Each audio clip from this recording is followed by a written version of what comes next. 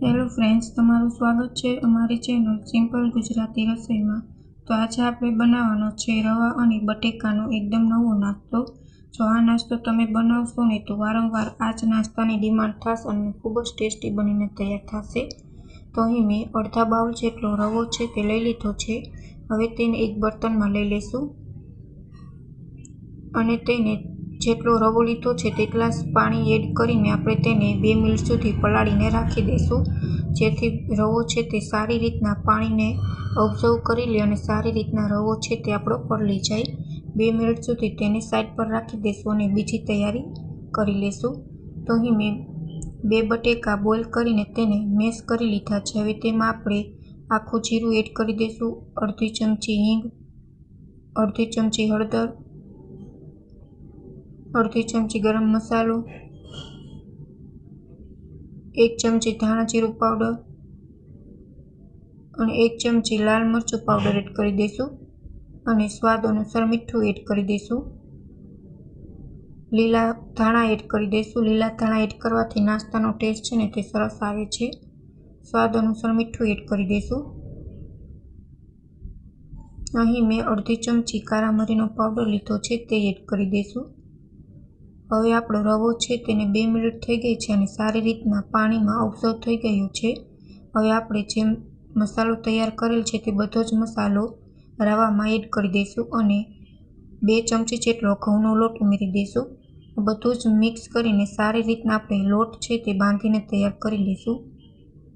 બટેકાથી તમારા નાસ્તાનો ટેસ્ટ છે ને તે 2 ગણો વધી જશે, એટલો સરસ ટેસ્ટ આવશે।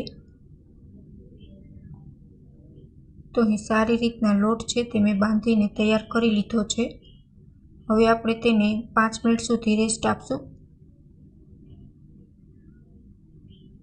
5 મિનિટ થઈ જાય ત્યાર પછી આવી રીતના નાની નાની લૂઈ કરીને આવી રીતના પૂરી છે તે વણી લેવાની છે। બહુ જાડી નહીં અને બહુ પાતળી નહીં તેવી વણવાની છે। જો બહુ પાતળી હશે તો તેલ ચડી જશે।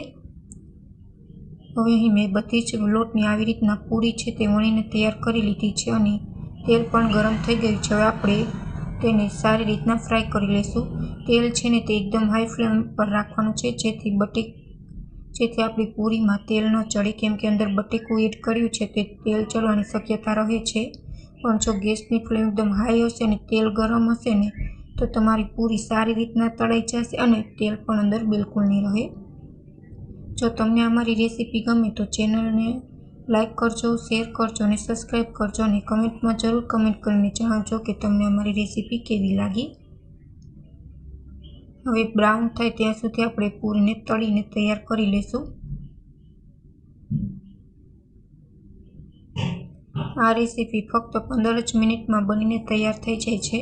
આ પૂરી તમે કોઈ મહેમાન આવે કે ઘરે તમે બનાવીને ખાઈ શકો છો। ખૂબ જ ટેસ્ટી બને છે। જ્યારે અચાનક મહેમાન આવે ત્યારે જો તમે આ પૂરી બનાવશો ને તો મહેમાન પણ પૂછશે કે આ પૂરી તમે કઈ રીતના બનાવી, કેમ કે બટેકાને લીધે પૂરીમાં સરસ ટેસ્ટ આવે છે।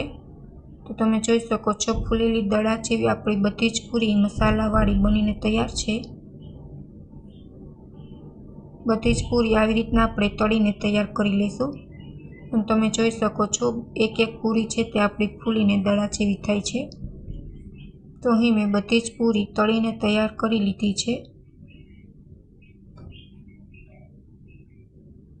તમે જોઈ શકો છો પૂરીમાં બિલકુલ તેલ નથી ચડ્યું અને સારી રીતના એકદમ સોફ્ટ અને આપણી નરમ પૂરી છે તે બનીને તૈયાર થઈ છે અને ટેસ્ટી પણ ખૂબ જ સરસ બનીને તૈયાર થઈ છે।